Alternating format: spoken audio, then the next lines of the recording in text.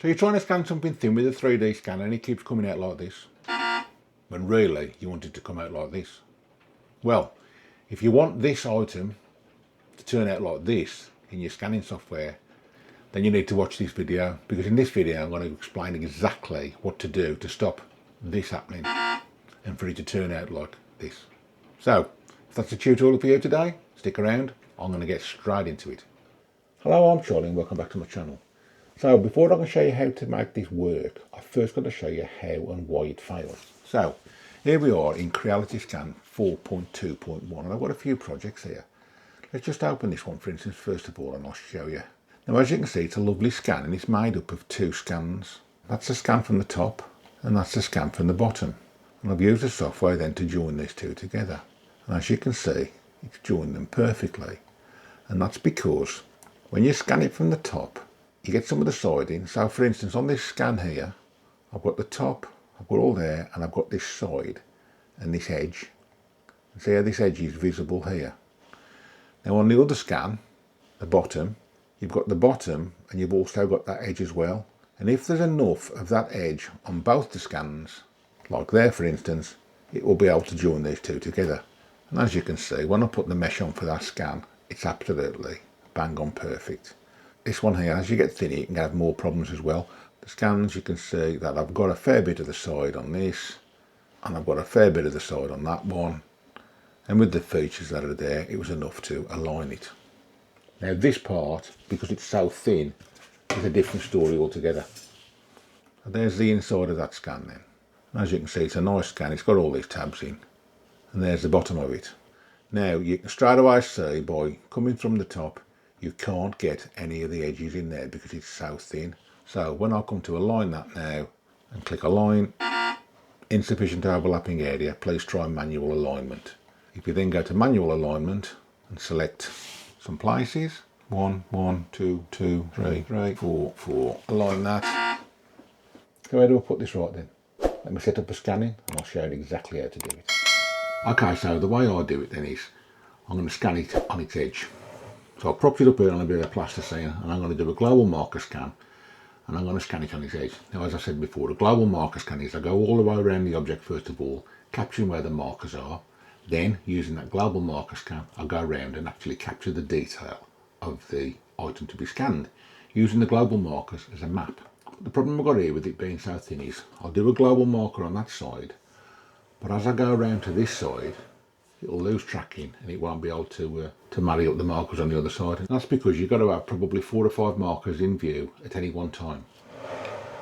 So the way this would work is the global marker starts to scan these markers here. As it goes round and some of these markers this side become out of shot, out of frame, or whichever way you want to describe it, markers further on up the object should come into frame, into shot, whichever way you want to say it. So it loses some one side and gains some the other as it traverses around the object, build up the global marker scan.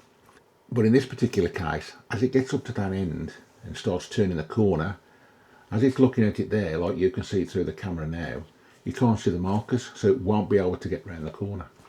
So I've put these domes all the way around now then, and the idea now is that I'll use these to help me link from one side of the object to the other side for the global marker scan. So if you're looking through the camera now and you can see the dots, you can see the dots on the decoys, the domes, you'll be able to also see dots and the decoys on the ones that are around the other side as you're coming around the corner. So the further and further you go around, more markers will come into play.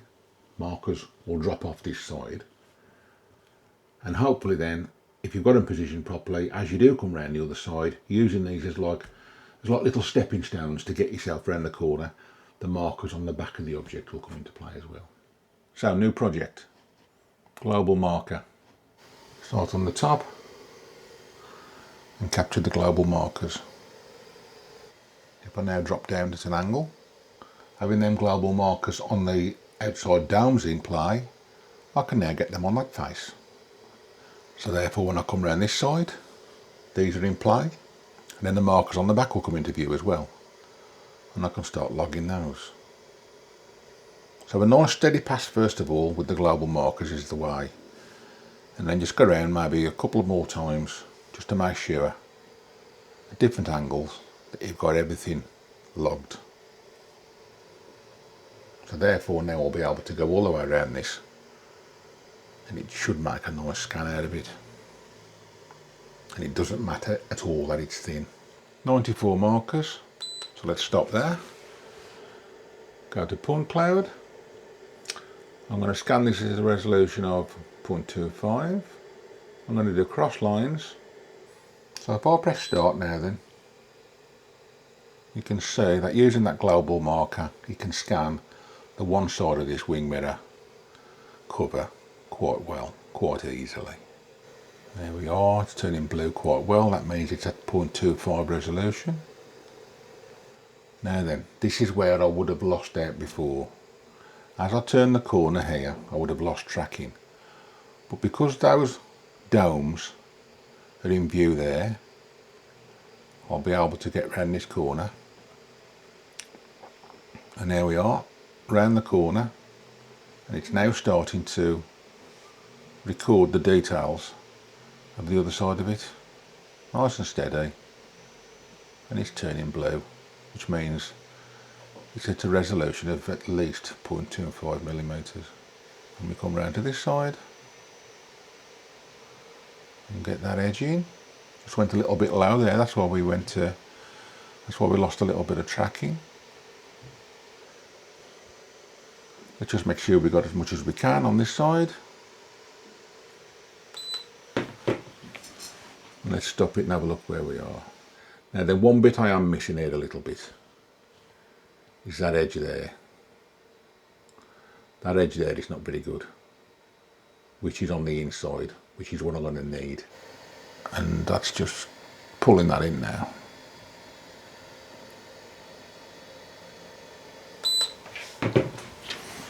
Okay, let's finish that scan. First of all, I always like to see whether I can use the connected components feature. And as you can see, I can't because it's selected everything. I'm connected to the base about there, aren't I? Let's delete that. Now let's see if I'm connected. I'm not. Invert the selection, delete, and I've got rid of everything now apart from that lump of plasticine. Here we are. Flip it over to the other side. I'll just spread this up here as it's now different to the other one. Global marker, and then go around with the cross lines, just making sure I've got everything. Okay, so we've got these both now fused, and as you can see, they're aligned. But let's just examine them slowly. Instead of having a thin edge now as the overlap, I've got all of this. So that should align now. Always go for auto first and see what it does.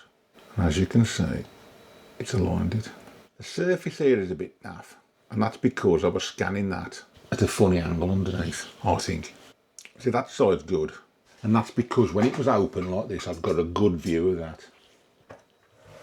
But scanning this side, it's like underneath. We had to get the scanner at funny angles. So if I mesh that now, that's not going to look very good. So I'm going to do one more scan. I'm going to scan it like this on the top. Now I know we wanted to get away from this because of the thin edge, but I've already got it aligned. So this now should fit quite easily onto there. It already knows the shape. I'm not going to do global marker on this one. I'm just going to go straight into point cloud. Cross lines and just basically scan the top. So all I'm after here is a scan of the top. And the reason I want just a scan of the top is because I want to make that surface smoother. I'll probably just speed this up now. And as you can see now, I've got a good scan of the top. Automatic, always go automatic first. Let's pull that in, apply that, exit. Here's a little trick for you. If I turn off penetrate selection and then do a line along there where it's rough, and then back to there, because I've don't penetrate the selection, it doesn't come through. So now when I delete that, it'll only delete that one wall. And do that again, penetrate selection is off. Come along here and go away and get rid of the bits that look a bit ropey. Delete the selection, save that, put them all back on again now. And that now has got rid of those ropey bits. And with the third scan, made it a bit smoother. Now then, if I was to mesh this to retain all the detail, I'd need 4.5 million triangles. And I've got that set to 2. So it's going to lose half of the triangles, but 2 million is more than enough for that. Okay then, there we are in Mesh Mixer. I don't think that's too bad at all now, do you? We've got the thickness here as we wanted it to. Again, this was a cross line scan, this was, so you're not going to get the detail in these clips, so you need to go parallel lines or even a single line to pick up that. But we've got the edge in there quite well. I mean, we've got the detail of these ridges here. We've got that side looking okay. So there you go then. How do you scan a thin item? Keep it on its end and join it that way. You can absolutely go flat on both sides. You need at least one standing up to go all the way around. There's a link scan if nothing else. So until the next time then, thanks for watching.